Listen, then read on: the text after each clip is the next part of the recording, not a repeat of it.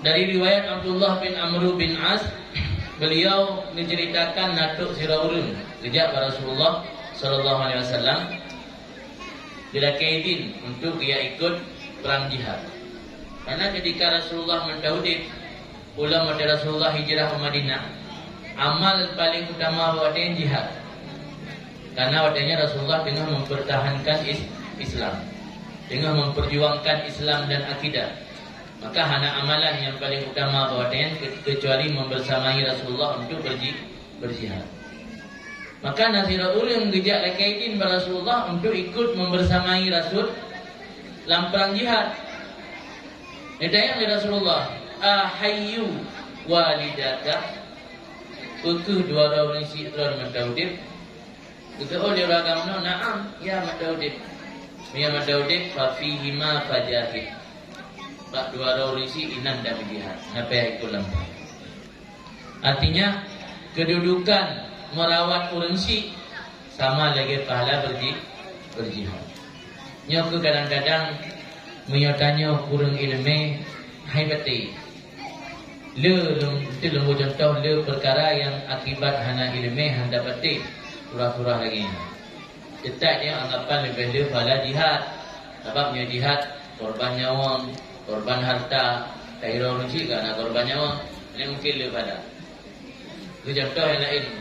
Kalau contoh, kalau pahala tanya tentang ibadat, dah baca wirid dan dah itikaf dalam masjid, ngan tatib balik dia kubur. Le ibadat kubur, le pahala kubur kerana mendapat hidayah turun lain.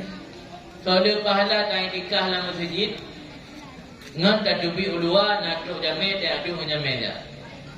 Le pahala adu menyamai kerana idkhal surur. Idkhal sururnya dapat bahagia hati urang, dapat senang urang. Dapat senang urang yang merupakan pahala paling utama. Malah ni dalam hadis, amalan ahli sembahyang fardu yang paling utama idkhal surur.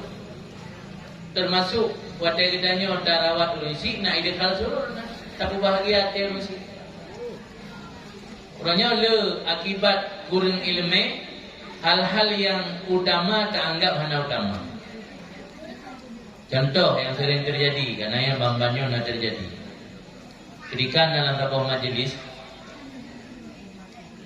jim kaposa, lihatan lehu, bedah tira urang alim, hana yang semayang pada boleh.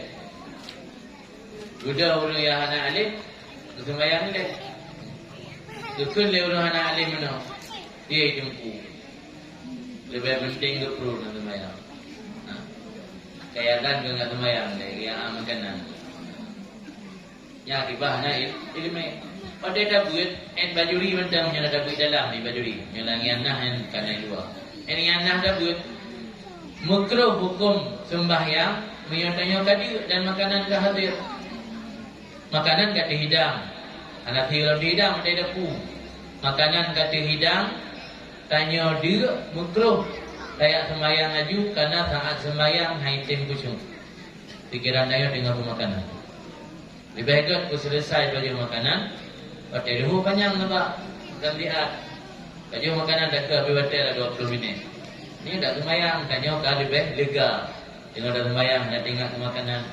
Tapi akibat hana ilmu. Tak anggap bud urung yang nak ilmu. Halak. Takkan lama kau pergi. Lebih penting ke gelap.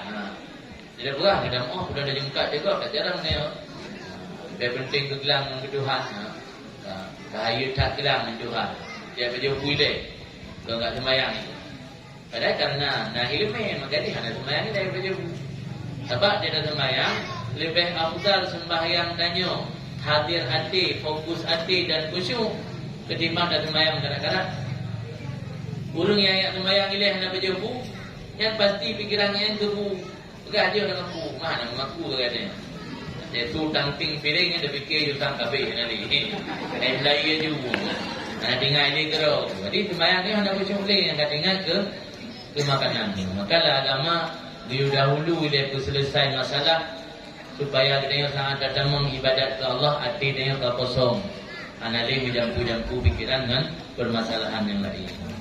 Ya kena penting ilmu agama. Karena mihana ilmu dengku anda duri tah yang utama tah yang hana utama. Sehingga ruh mupabih wadai pada hana utama. Pada saat merumpuk keutamaan dia dah sia-siakan.